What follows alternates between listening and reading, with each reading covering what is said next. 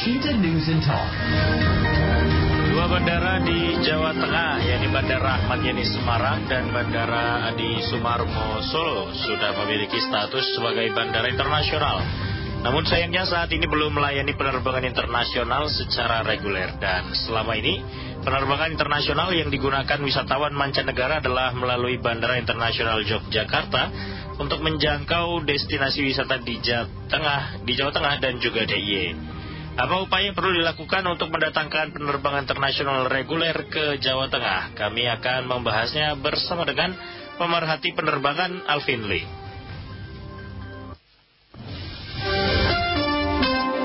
Alshita News and Talk. Anda mendengar, kami beri kesempatan untuk berkomentar ya, memberikan tanggapan. Line telepon kami 0247648910. Juga pesan singkat WhatsApp kami 087721109100. Kami sudah bersama dengan pemerhati penerbangan Alvin Lee. Pak Alvin, selamat siang. Selamat siang, Mas Muhammad. Iya, Pak Alvin, dua bandara internasional nggak tanggung, ada dua dalam satu provinsi. Tapi keduanya nggak punya jam terbang reguler nih, baik ke negara tetangga yang paling dekat. Kalau sebelumnya ada Singapura dan Malaysia, itu pun hilang. Ini bagaimana melihatnya, Pak Alvin? Iya, baik Mas. Pertama, kita jangan terpaku pada kata internasional. Semua bandara di Indonesia itu bisa menjadi internasional maupun tidak. Jika ada penerbangan internasional, tentunya menjadi bandara internasional. Kalau tidak, ya udah, bandara internasional dan bandara biasa itu standarnya sama. Cuman kalau bandara internasional ada pelayanan imigrasi, ada pelayanan bea cukai, ada pelayanan karantina. Udah, bedanya cuma itu saja. Jadi bandaranya sama, fasilitas landasan pacu semua sama. Yang dibedakan cuma gedung terminalnya itu ada pemisahan. Kalau untuk keberangkatan dan kedatangan internasional itu ada fasilitas tadi imigrasi, bea cukai dan karantina. Kemudian yang kedua, kita ini bangga dengan kata internasional, tapi sebenarnya bukan internasional juga. Terbangnya cuma ke Singapura dan ke Kuala Lumpur. Itu kebanyakan bandara-bandara dalam tanda kutip internasional kita di mana-mana itu cuma jadi pemasoknya, pengumpannya Singapura dan Kuala Lumpur. Tidak ada penerbangan ke destinasi lain. Nah, ketiga, statistik menunjukkan bahwa terutama Bandara Semarang itu ketika masih ada AirAsia dan Scoot ya kalau nggak salah itu penerbangan ke Kuala Lumpur dan Singapura itu hingga 90% penumpangnya itu paspor Indonesia. Jadi kita itu tidak mengundang orang luar datang ke Semarang, tapi hanya memfasilitasi orang kita ke luar negeri. Jadi secara ekonomi itu tidak menguntungkan Indonesia. Nah, tantangannya kan sekarang bagaimana orang-orang yang sudah di Singapura, di Kuala Lumpur itu juga mau datang ke Semarang kan?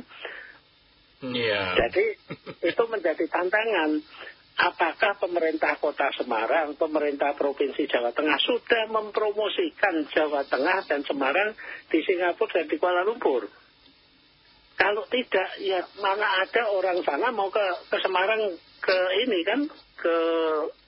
Solo misalnya. Apa upaya-upaya promosinya? Berikutnya, untuk bandara internasional itu, tadi kan saya sudah menyebutkan 3 instansi ya. Tiga instansi itu kan juga ada implikasi organisasi, SDM-nya harus nambah, kemudian struktur organisasinya ada unit kerja sendiri lagi, ada biaya juga. Kalau penumpangnya cuma sedikit, itu tidak mendukung produktivitas lembaga tersebut. Nah, saya sempat berbincang-bincang dengan diskusi ya dengan pihak bea cukai, pihak imigrasi. Kalau penumpangnya itu dalam seminggu tidak sampai 2.000 orang berangkat, 2.000 orang datang, itu biaya mereka menjadi sangat besar dan tidak produktif. Nah, bayangkan kalau dalam seminggu 2.000 penumpang saja itu tidak terpenuhi, berarti dalam sehari, kalau setiap hari ada penerbangan aja, 2.000 berarti satu hari 300 penumpang aja nggak bisa kan? Nah, lantas buat apa kata internasional itu, sekedar untuk gagah-gagahan atau bagaimana? Berikutnya lagi, bandara kita ini semuanya tadi saya sampaikan bisa internasional kalau ada penerbangannya, dan penerbangan internasional itu tidak hanya yang reguler, yang charter itu bisa, kemudian yang kargo, rasa-rasanya penerbangan kargo Semarang Singapura, Semarang Kuala Lumpur itu, Singapura terutama itu masih ada penerbangan kargo ya, tapi khusus kargo saja. Kemudian penerbangan khusus, misalnya ada jemaah umroh yang charter pesawat, itu bisa diberangkatkan.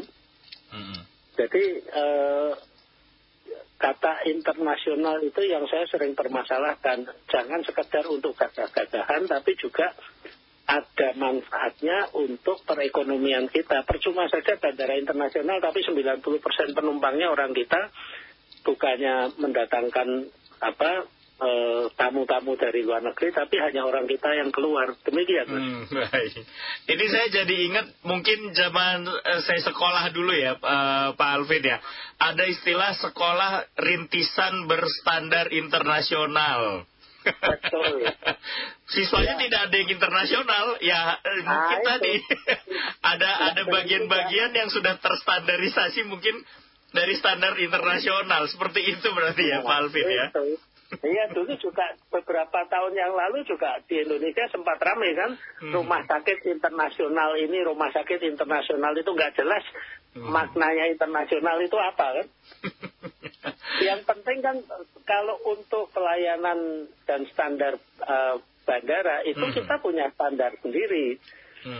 Kualitasnya pelayanan, suhu udara ruangan, kecerahan pencahayaan, itu semuanya ada standar-standarnya. Selama itu terpenuhi ya sudah, gitu kan. Baik. Tapi apa kira-kira yang harus diperbaiki nih berarti, Pak Alvin? Melihat ya, mengingat ya, kalau tadi penumpangnya justru mayoritas sebelumnya saat masih ada penerbangan reguler, penumpangnya justru lebih banyak warga kita yang keluar daripada warga luar yang masuk untuk berwisata. Iya, itu ada dua yang ditantang. Yang pertama adalah pemerintah daerah, terutama dinas pariwisata, kanwil pariwisata ya, mempromosikan daerah kita ini ke luar negeri atau tidak. Kalau tidak, ya percuma saja kan. Kemudian yang kedua, untuk maskapai penerbangan itu kalau jumlah penumpangnya cukup, pasti mereka akan membuka rute itu. Masalahnya maskapai penerbangan sendiri juga tidak mau membuka rute. Percuma dibuka rutenya, satu pesawat Boeing 737 itu sekitar 190 penumpang ya. Kalau terisinya cuma 50%, 60% rugi. Itulah yang terjadi di Kertajati.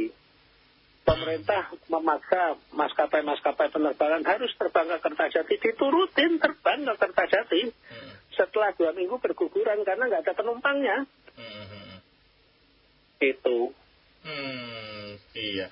Tapi ada keuntungannya tidak sebetulnya, Pak Alvin, ketika suatu daerah, wilayah, provinsi, kabupaten, kota kemudian punya bandara dengan standar internasional begitu? Semua bandara kita standar internasional, Mas. Sebab kalau tidak standar internasional, izinnya tidak keluar.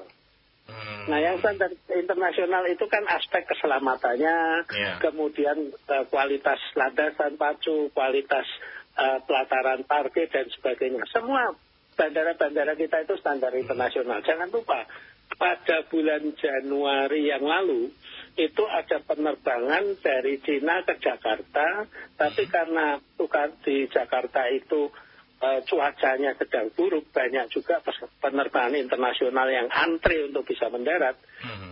Penerbangan yang dari Cina itu divert atau dialihkan mendarat dulu di Semarang. Pesawatnya cukup gede, Airbus 321. bukan 320 yang biasa ya.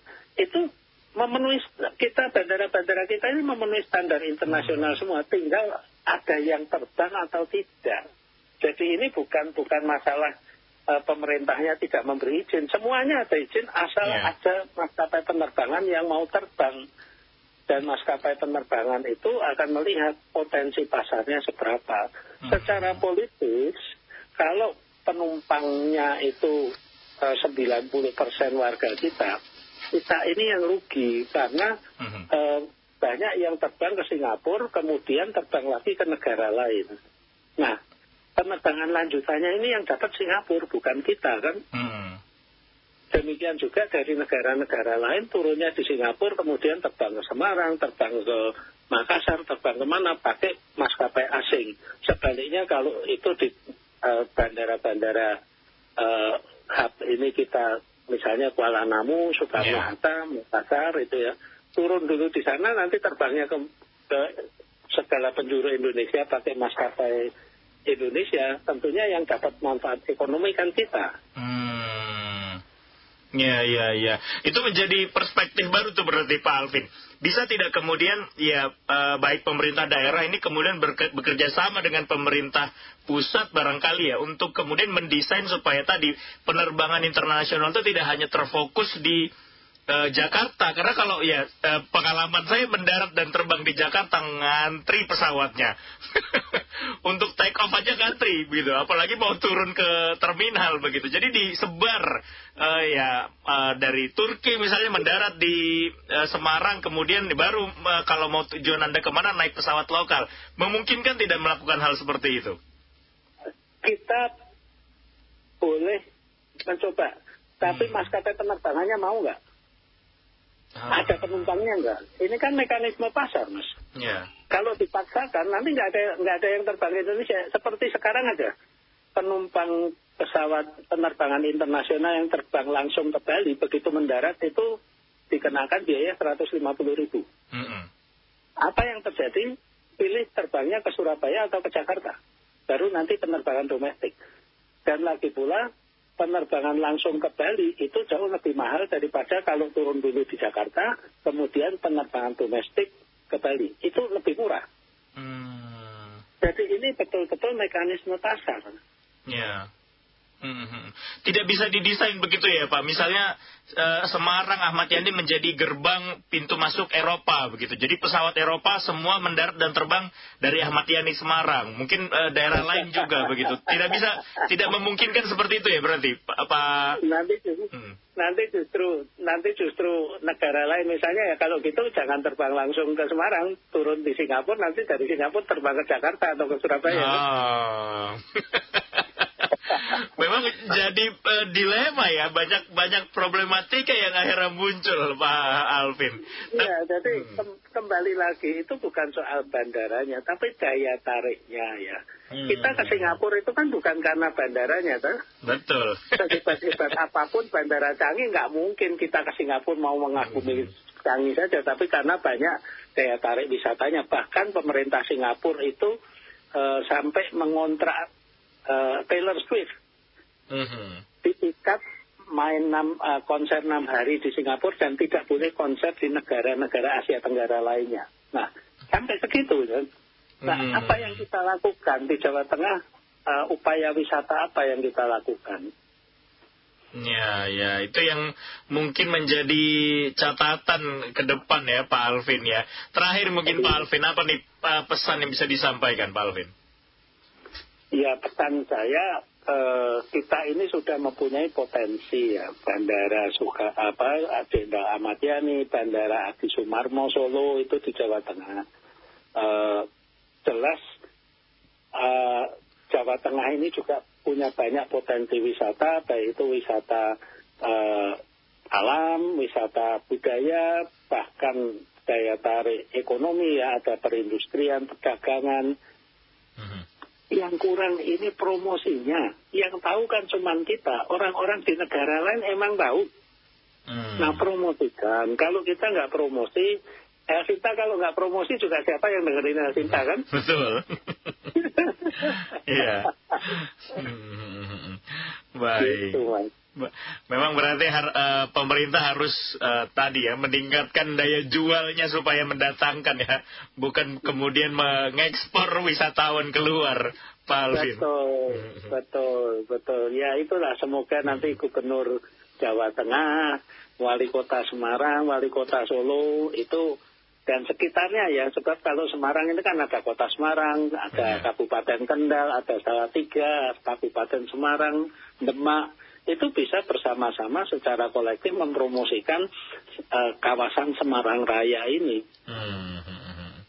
Baik, terima kasih Pak Alvin sudah bersama El Sinta Semarang siang ini. Sehat selalu Pak Alvin, selamat kembali beraktivitas.